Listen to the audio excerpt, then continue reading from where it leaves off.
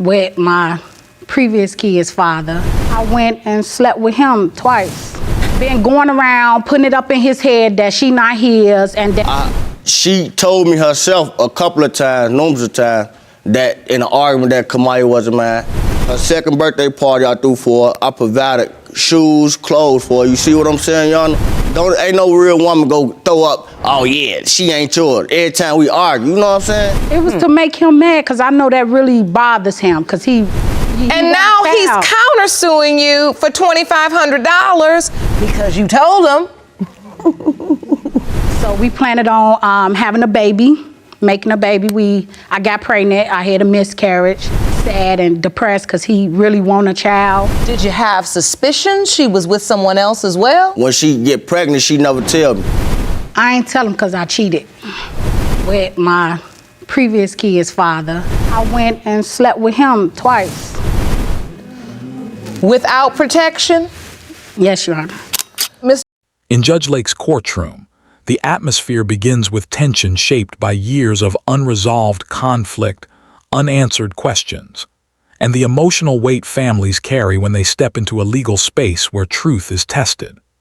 The case unfolds as a reflection of how modern families confront uncertainty through a DNA test, a tool that has both healed families and created stories where people regret taking that test because of the emotional consequences that follow.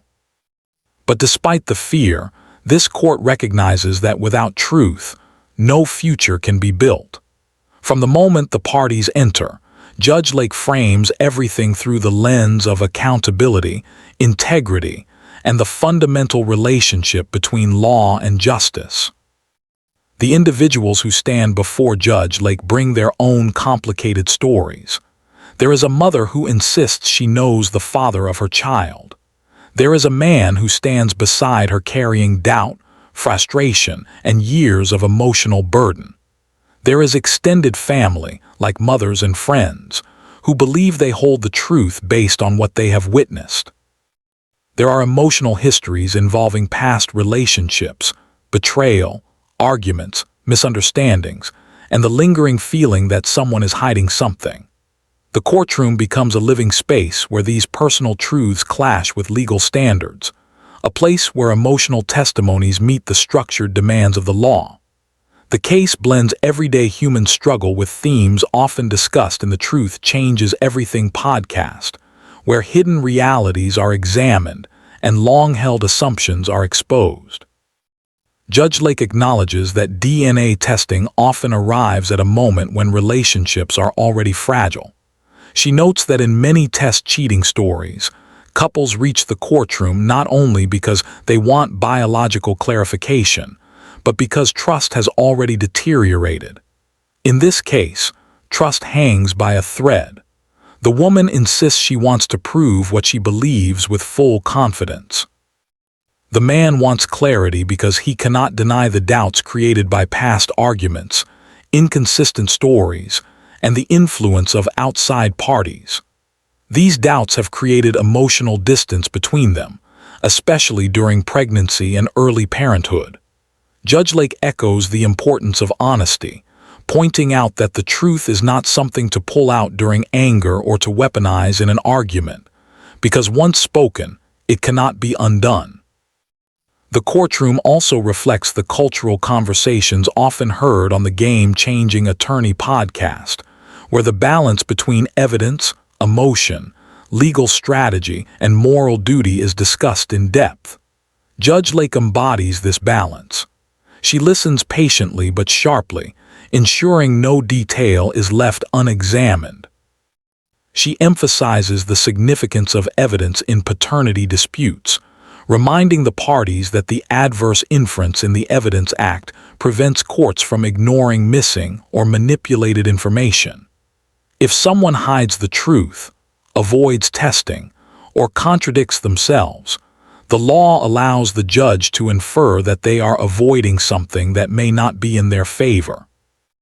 In this case, conflicting stories about timelines, past partners, and sudden changes in behavior raise critical questions.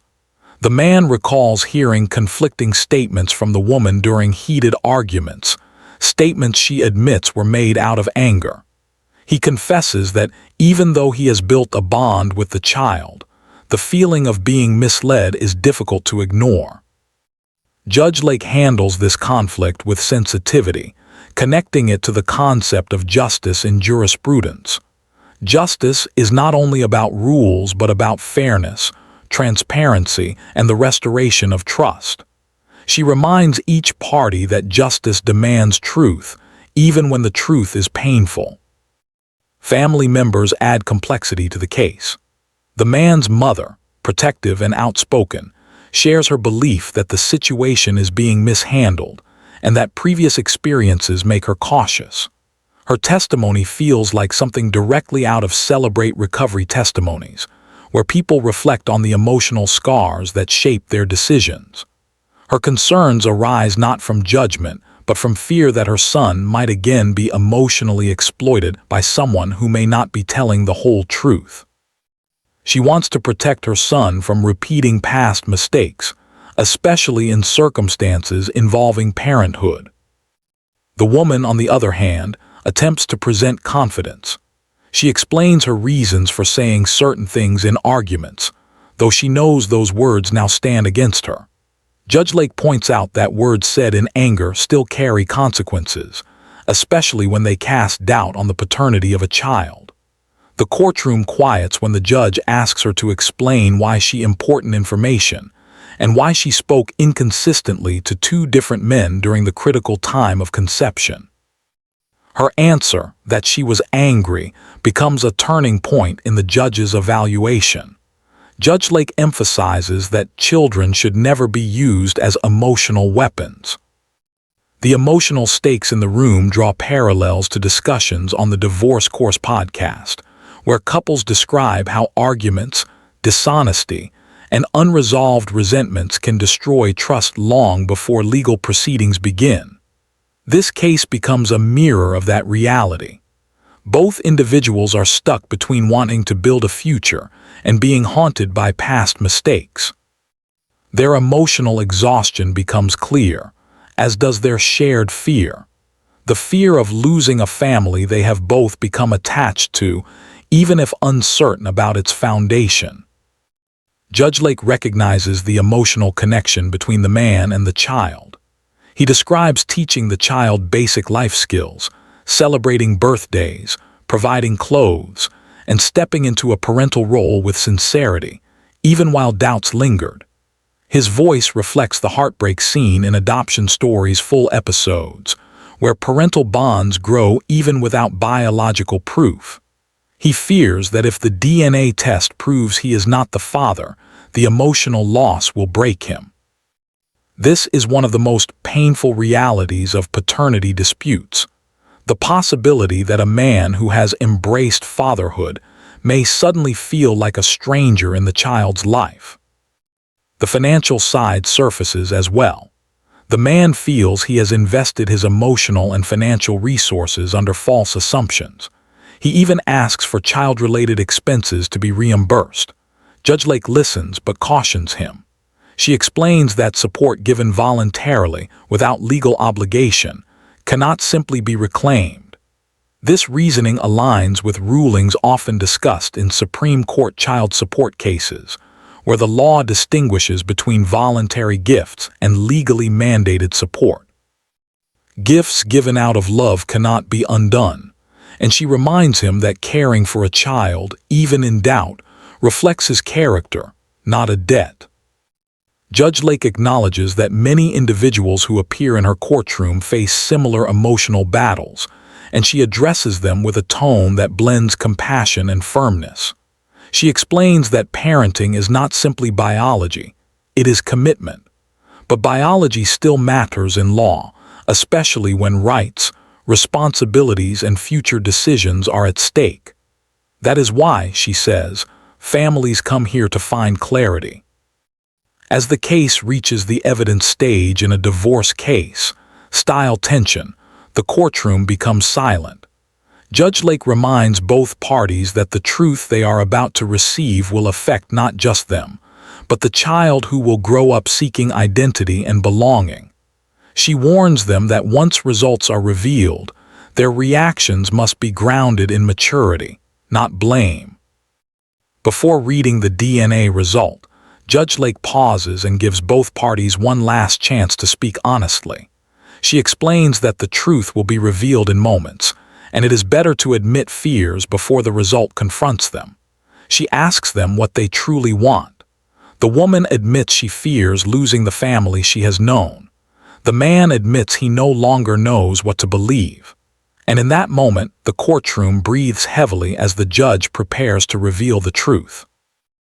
As the case continues in Judge Lake's courtroom, the emotional stakes rise even higher. Both sides realize that the truth they are seeking might change the course of their lives. The judge reminds them again that in situations involving a DNA test, the law demands clarity and honesty. Yet, the emotional realities of these cases often reveal that truth is not just a legal tool, it is a transformative force. She explains that truth, once revealed, creates a shift similar to the message often shared in the Truth Changes Everything podcast, where people discuss how a single revelation can completely reshape relationships. The judge recenters the room by explaining how the legal system approaches such disputes. She reflects on the foundational principles of the concept of justice in jurisprudence, where justice seeks fairness, accountability, and transparency. In paternity matters, the court is not simply trying to determine biological facts. It is also trying to protect the rights of the child, the emotional well-being of the parents, and the moral obligation society carries when a child's identity stands on uncertain ground. Judge Lake emphasizes this repeatedly. The child's needs come first. The mother continues to maintain confidence in her claim, yet her eyes reveal a deeper anxiety. She explains the emotional journey that brought her to this day, a journey filled with hope, conflict, and regret. She admits that in moments of anger, she said things she should not have said. She regrets sowing doubt, but insists she believed her own narrative deeply. Her story resembles many Celebrate Recovery testimonies, where individuals confront the consequences of their past choices and seek redemption through truth. Judge Lake listens carefully, acknowledging how common it is for couples to fall into destructive communication patterns. She mentions that emotional outbursts, especially in intimate relationships, often complicate legal matters. This dynamic is widely discussed in the Divorce Course podcast, where experts break down how poor communication habits can turn simple disagreements into lifelong disputes. The woman's actions, interpreted through this lens, show a relationship strained by patterns of argument, pain, and emotional instability. The man stands by his doubts. He explains that at first, he wanted to believe her completely.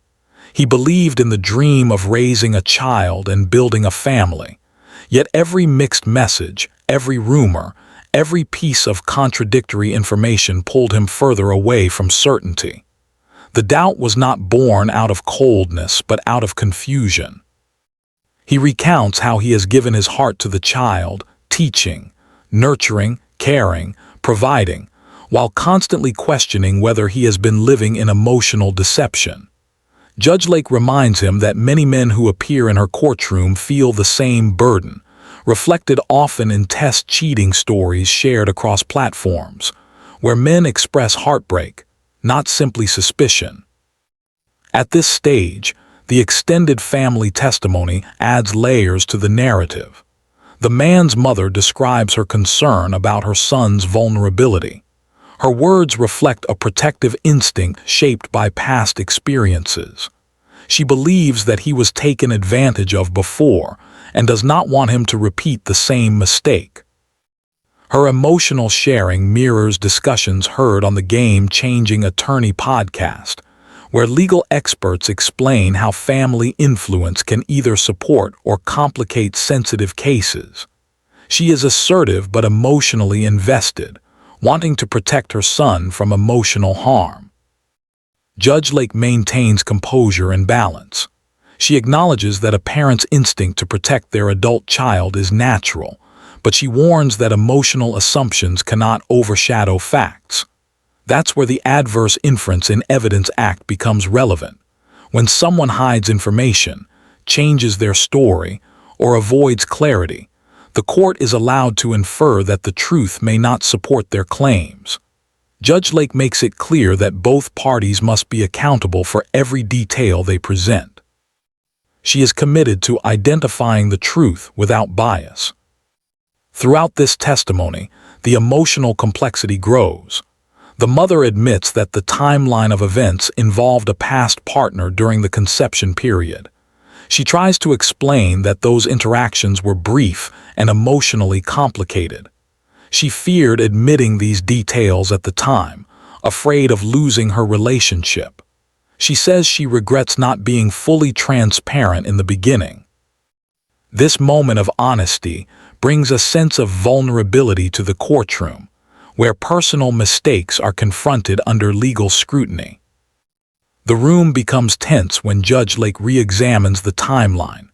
She connects dates, conversations, and behaviors with precision.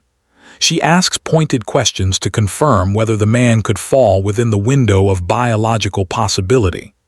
Her analysis reflects expert reasoning similar to that found in Supreme Court child support rulings, where timelines, birth dates, and evidence play central roles.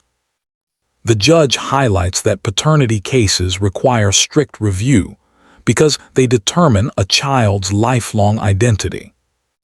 While the mother tries to remain firm, Judge Lake challenges her inconsistencies.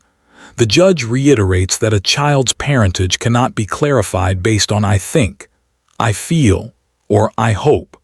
It must be supported by facts. Her tone becomes a blend of compassion and directness. She embodies the legal principle that justice must protect the vulnerable, the child, above all else. The man expresses fear about what the test may reveal. He knows that if the child is not biologically his, he will experience heartbreak. The bond he has formed makes him feel like a father regardless of biology.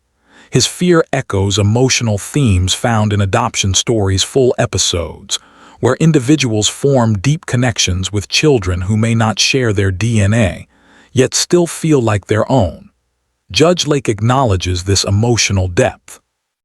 She explains that fatherhood is not only about DNA, but about responsibility, presence, and choice. However, the legal definition still requires the truth. The judge then transitions the conversation to financial matters. The man has submitted evidence of expenses, hoping for reimbursement if the results prove he is not the father. Judge Lake reviews the receipts, acknowledging the sincerity of his financial support. But she explains that under legal standards, especially those referenced in multiple Supreme Court child support principles, voluntary support made without legal obligation cannot be claimed as reimbursement later. She clarifies that financial decisions made from the heart cannot be retroactively framed as debts. This ruling reflects fairness within the emotional landscape. Judge Lake then turns her attention back to the emotional environment of the family, urging both sides to understand that the DNA result, whatever it may be, will demand maturity, acceptance, and forward planning. She reminds them that emotional reactions cannot overshadow the child's best interest. She expresses concern about the child's emotional well-being in a future where adults might withdraw or become distant based on biological truth. The courtroom grows still. The judge talks about the way families often appear before her after listening to podcasts, legal commentaries, and court shows, trying to understand what to expect. She explains that no amount of outside stories, including those shared on law-centered podcasts or court-related content, can prepare someone for the emotions that come when confronting truth. She notes that this case aligns with many themes explored in the relationship between law and justice, because the law provides procedure, but justice seeks healing. She reminds both parties that justice can only be achieved through full truth, not partial narratives. She encourages the woman to think beyond regret and fear. She encourages the man to consider that answers, even painful ones, allow him to rebuild his life with clarity.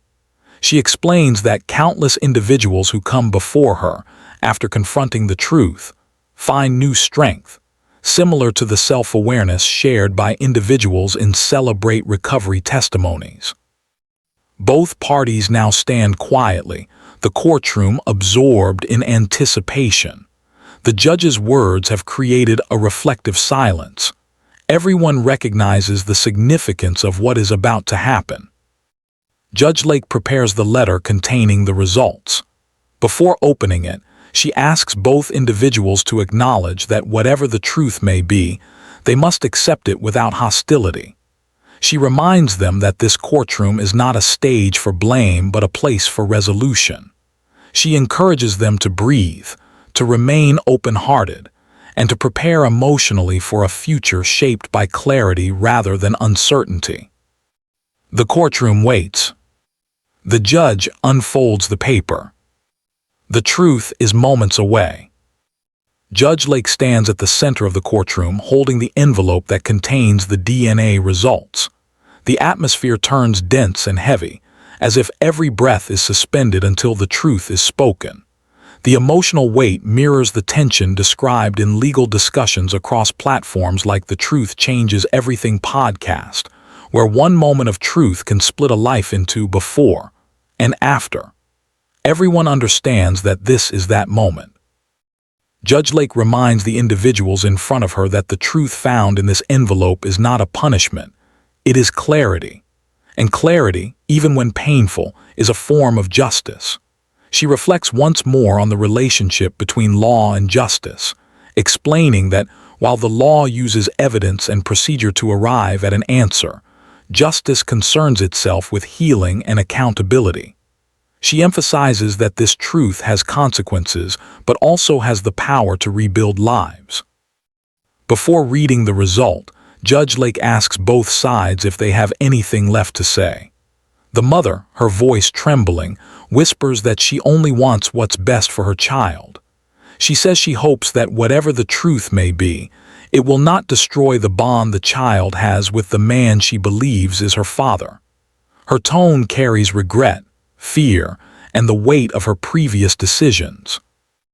It is a tone familiar to those who have listened to Celebrate Recovery testimonies, where individuals finally confront the truth after long periods of denial and emotional struggle.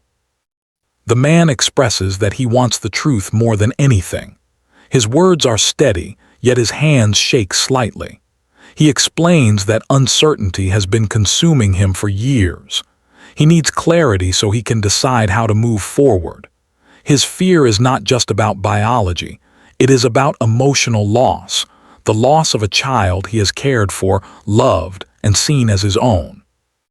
This emotional conflict is seen often in adoption stories' full episodes, where love does not always rely on DNA, but the law still requires its verification. Judge Lake acknowledges how difficult this is for both of them. She gently reminds the man that whatever the result shows, the love he has given the child will never lose its value. She explains that in many test cheating stories, men face emotional turmoil not because of the biological outcome, but because of the emotional betrayal woven through their relationships. She emphasizes that the purpose of the court is not to break families apart, but to help them rebuild based on truth. The judge refers once more to legal principles, connecting the moment to themes often discussed in the Game-Changing Attorney podcast, where the law serves as a framework for resolving deep personal conflicts. She highlights that the adverse inference in evidence act exists because the law must protect truth-seeking processes. But today, everything has already been laid bare. The parties have told their stories, shared their fears, and confronted their inconsistencies. Now, all that remains is the scientific truth. Judge Lake unfolds the document. The silence in the courtroom deepens. She reads the official language. The test was conducted by an accredited laboratory, the DNA markers were examined, and a definitive conclusion has been reached. She reminds both parties that the results are scientifically accurate and legally binding.